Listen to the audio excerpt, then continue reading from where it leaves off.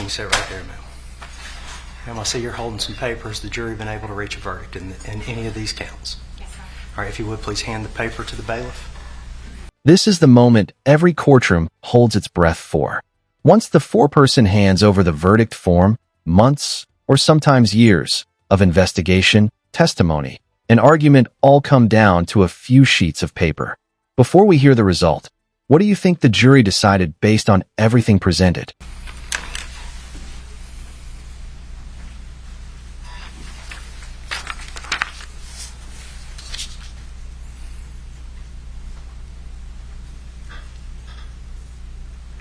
Ms. Gregg, please rise and come to the podium, along with your attorneys.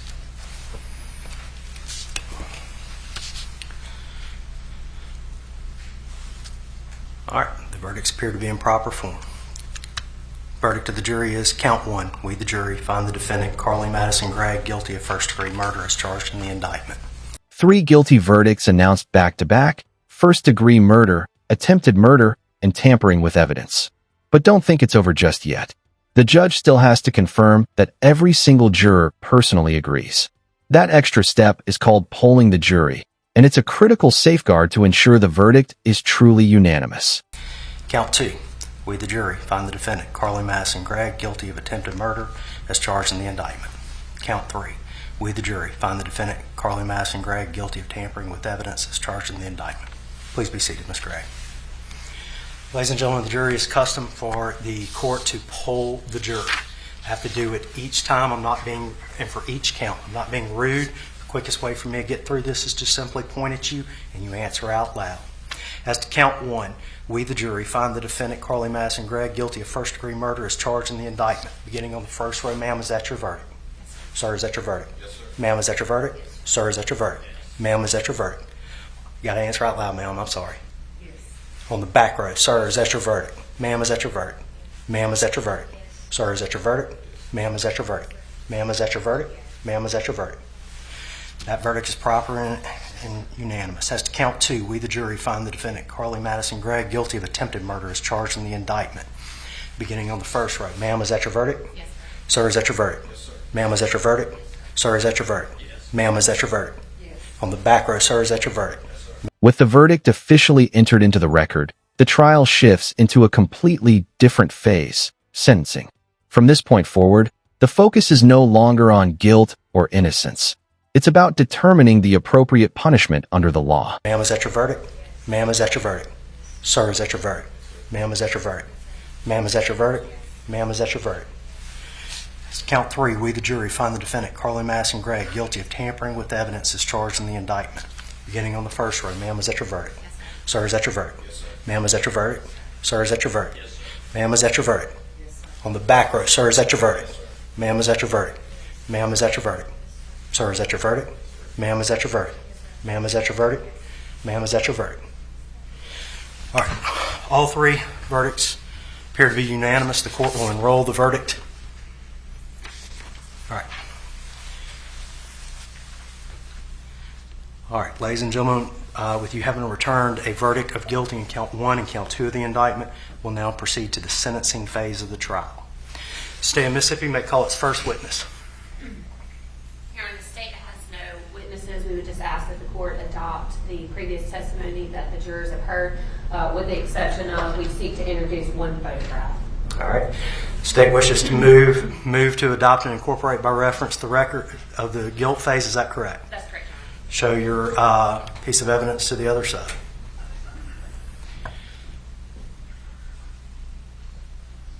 Any objection? Yes, Your Honor. Y'all approach.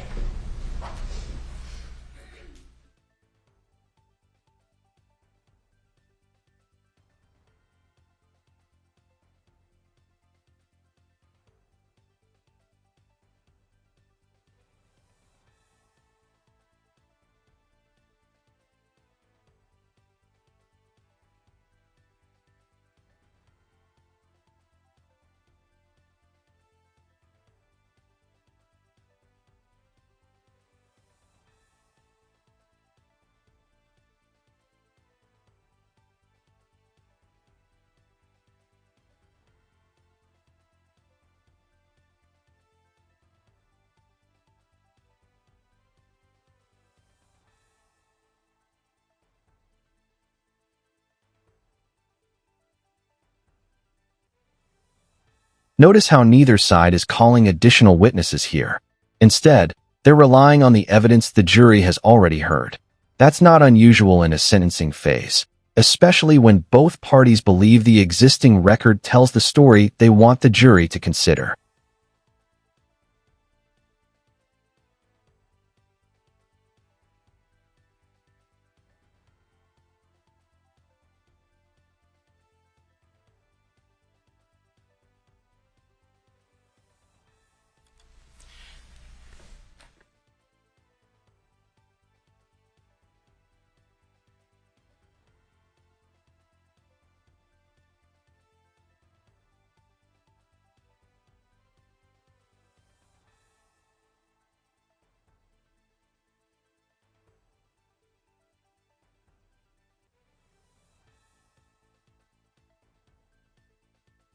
All right, the state has moved to adopt and incorporate by reference the record of the guilt phase of the trial. The court will grant that request. Does the state have any other witnesses it wishes to call?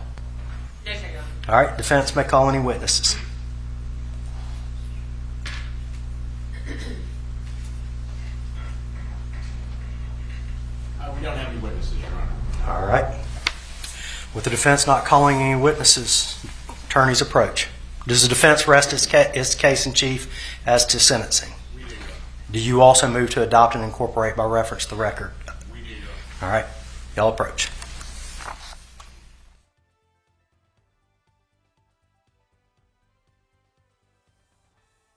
Listen carefully to the factors the judge is listing. Age, family environment, the circumstances of the offense, and the possibility of rehabilitation all become legally relevant during sentencing. This reminds the jury that punishment isn't based on emotion alone. It's guided by specific legal standards.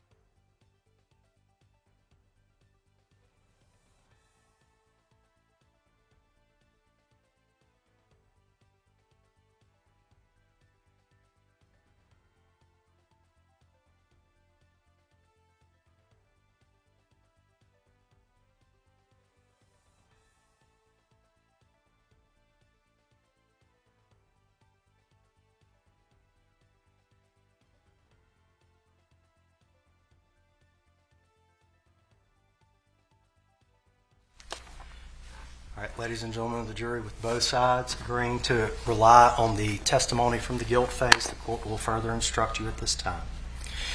You, the jury, have found the defendant guilty of the crime of first-degree murder in count 1. You must now decide whether to impose either a sentence of life imprisonment in the custody of the Department of Corrections or life imprisonment in the custody of the Department of Corrections with the possibility of parole. The court instructs the jury that you should consider the following factors in making your decision. Now the jury faces another major decision. Should these life sentences include the possibility of parole or not? It's one of the most consequential choices jurors can make because it determines whether the defendant could ever be considered for release. If you were on this jury, which sentence would you believe is appropriate based on the evidence you've heard? 1. The defendant's chronological age.